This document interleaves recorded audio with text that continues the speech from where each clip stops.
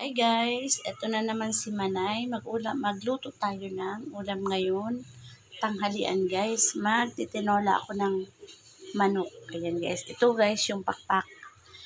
Hiniwa ko siya guys, yung isang pakpak. Pinagdalawa ko siya. Ayan. Ayan. Ito yung ating sibuyas, luya at bawang. Ito yung ating paminta. Tsaka yung ating mantika. Ayan, basta yan guys. Alam nyo naman yan. Always naman nagluluto si Manay ng tinola. Ito guys, nagpapainit na tayo ng kawali. Ito guys, maglagay na tayo ng konting mantika lang.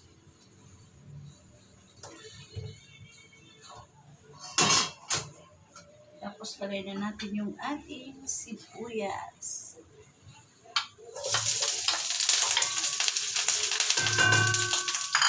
Tapos, sunod natin yung ating luya at bawang.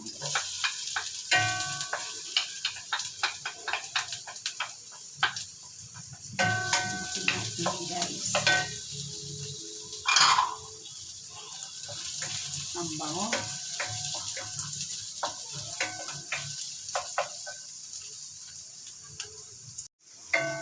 Pag medyo nag-brown na ng konti, igisa na natin yung ating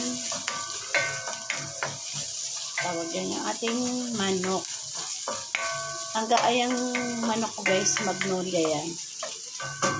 Kasi iba talaga ang lasa ng magnolia guys pag sinabawan mo, masarap.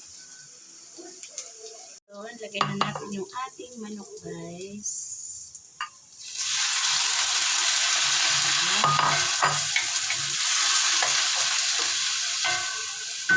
Lagyan natin ng paminta.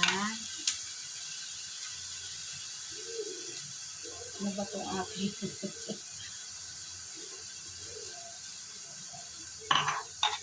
Tapos, konting asin guys. Hindi pa rin ako guys nakakabili ng tawag dito, ng Himalayan salt.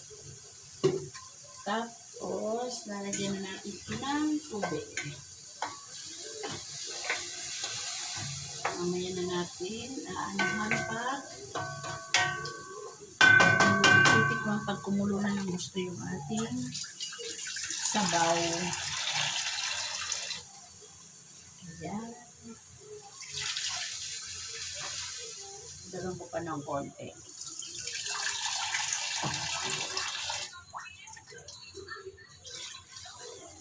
Ayan yung ating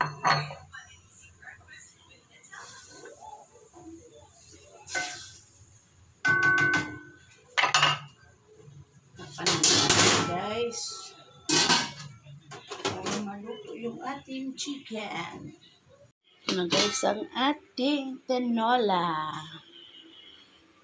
Lagyan ko to guys ng ng cubes. Kasi hindi na nga ako naglalagay guys pero ito lagyan ko ng cubes yung aking tinola, chicken cubes. Ayan guys. Lagyan natin ng chicken cubes. Tapos maya tikman ko na siya guys kung okay na yung lasa. Bago natin ilagay yung ating gulay. Ay, lagay ko na pala guys yung sili. Ito yung siling haba, siling green. Lagay na natin para mag-amoy na ba siya guys. Ang bango pa naman pag medyo naluto na yung siling green. Ang bango. Takpan ulit natin. Ito na guys, tikman na natin yung tinola ni Manay. Ang bango. Guys, pag naluto talaga ang tawag dito, ang sili, nangangalingasaw ang bango.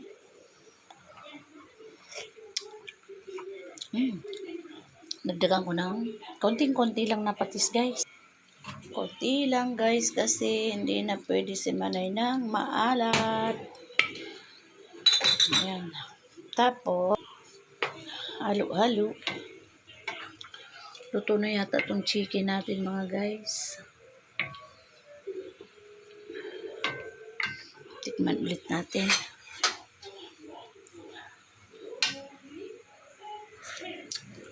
Harap.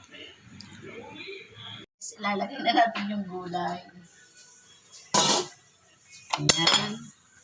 Ito guys yung ating pechay. Parang ang dami ano guys, pero pag pa yan, kakaunti na lang.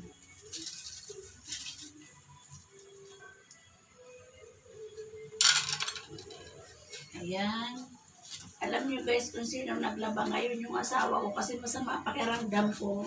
Para akong tatrangkasuhin, kahapon pa to. Kaya mamaya magpapahilot ako guys. Anong pakiramdam ni Manay? Ayan, takpan muna natin guys to para ano yung ating gulay maluto.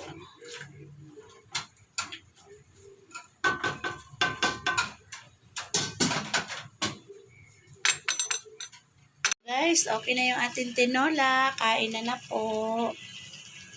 Guys, nagluto pala ako ng brown rice. Kain na tayo. Susubuan ko muna yung aking abibe ng sabaw.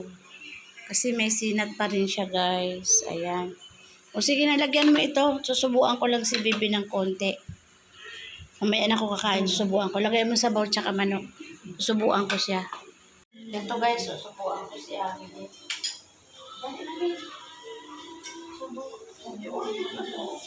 Nasabot ka ng ulo mo.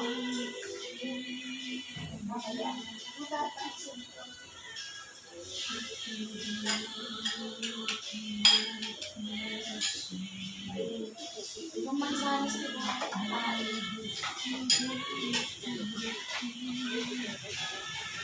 guys, ako naman ang kakain. Tapos yung tira ng apo ko, ako na lang kakain. Saka yung tira niyang manok kasi ayaw niya na nakapag-ano lang ako ng konti. Hiwa, yun lang nakain niya. 2 hiwa lang ng manok. Kain tayo mga guys.